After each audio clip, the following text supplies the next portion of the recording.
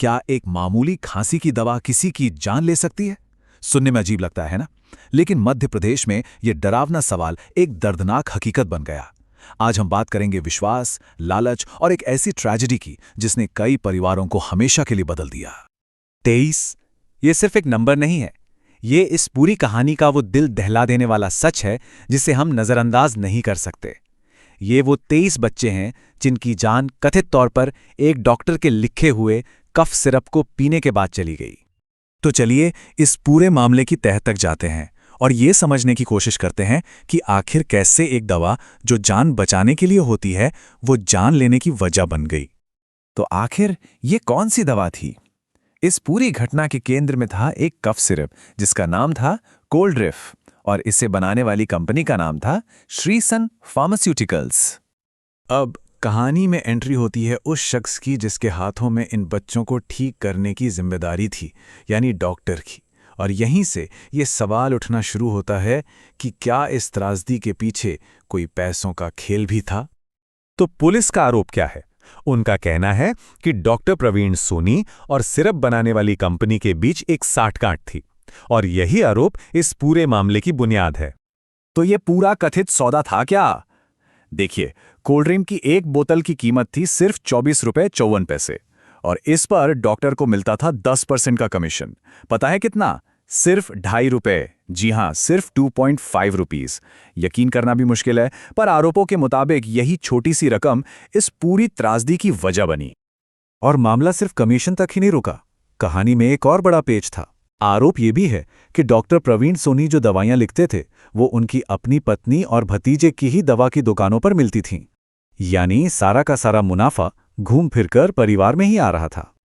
और अब कहानी का वो हिस्सा जो इस मामले को और भी ज्यादा चौंकाने वाला बना देता है, एक सरकारी चेतावनी जिसे पूरी तरह से नजरअंदाज कर दिया गया।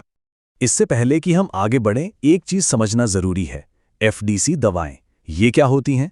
बहुत सिंपल भाषा में ये वो दवाएं हैं जिनमें एक ही गोली या सिरप में 2 या 2 से ज्यादा दवाइयां मिला दी जाती हैं। देखिए, 18 दिसंबर 2023 को सरकार के स्वास्थ्य सेवा महानिदेशालय ने एक बहुत ही साफ निर्देश जारी किया था। चेतावनी एकदम साफ थी कि 4 साल से कम उम्र के बच्चों को एफडीसी दवाएं बिल्कुल न दी जाएं।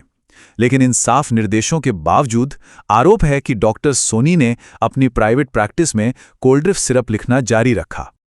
तो अब इस जांच में 2 बिल्कुल अलग अलग कहानियां सामने आ रही हैं जो एक दूसरे से बिल्कुल उलट हैं। एक तरफ तो है पुलिस का दावा। वो कहते हैं कि डॉक्टर सोनी ने मान लिया है कि उन्हें सिरप लिखने के लिए कमीशन मिलता था। लेकिन दूसरी तरफ हैं डॉक्टर सोनी के वकील पवन शुक्ला। वो इस कबूलनामे को सिरे से खारिज कर रहे हैं और कह रहे हैं कि ये एक मनगढ़ंत कहानी है और कानून की नज़र में इसकी कोई कीमत नहीं है।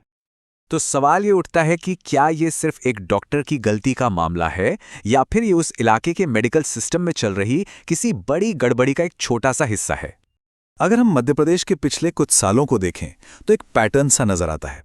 देखिए, 2008 से 2011 के बीच कई सरकारी डॉक्टरों पर अवैध ड्रग ट्रायल करने के आरोप लगे।